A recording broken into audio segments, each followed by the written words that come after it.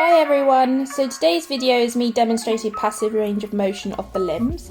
So we're going to start off with the front limb and we're going to work from the toes up. So this means that any fluid retention that has built up gets pushed up the limb to the lymph nodes. So we're going to start off with the digits, and as you can see here I'm just gently bending and flexing them around the palm of my hand. Then we're going to move up to the carpus, or also known as the wrist, and as you can see I'm just gently bending and flexing the wrist.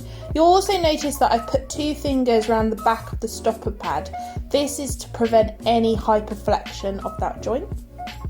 Then we're going to move up to the elbow. It's really important that we support the joints when we're doing this motion.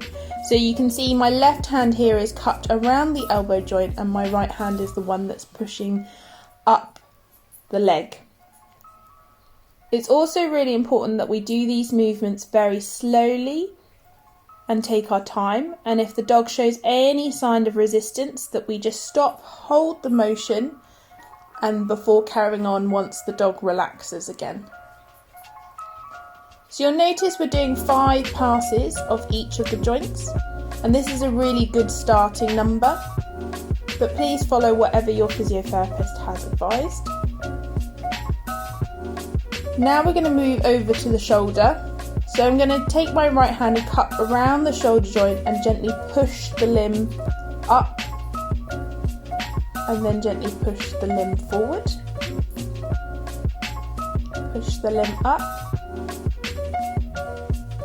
and then push the limb forward. So it's really important with this exercise that you're not pulling the limb, you're actually pushing it. If you're pulling, you can risk damaging your dog.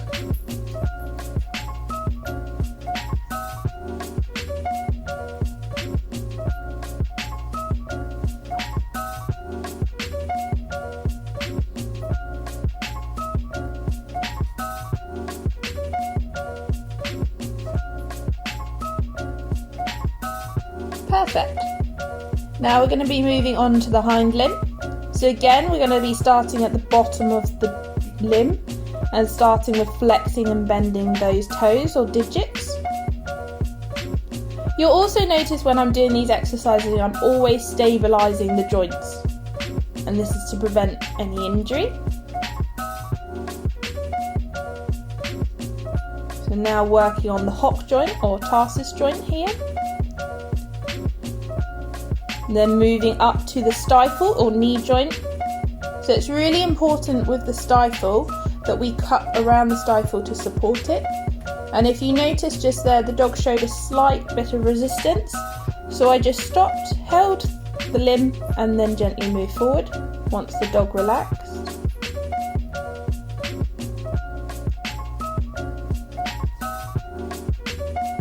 So again, all the movements really slow.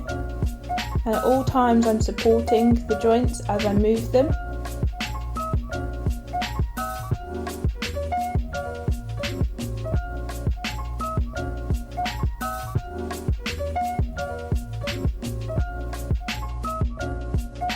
So now we're moving up into the hips. So the hips are a little bit more complicated to get hang on, but just take your time. So we want to push up into the flexion and then gently push up into the extension. So you may notice to start with, the dog might not be as flexible as the one that I'm demonstrating, but that's fine. You just want to work within your dog's limits.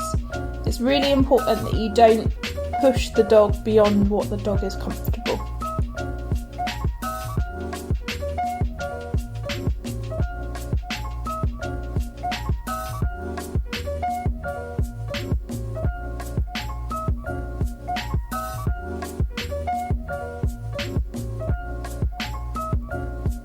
Just a couple more left to go. Gently flex up the hip and then gently push into extension. And there we go. That's how to do passive range of motion of the limbs. So if you'd like to find out more information, please visit www.vetphysiocentre.co.uk, or alternatively you can find us on social media at Vet Physio Centre. Thank you for watching.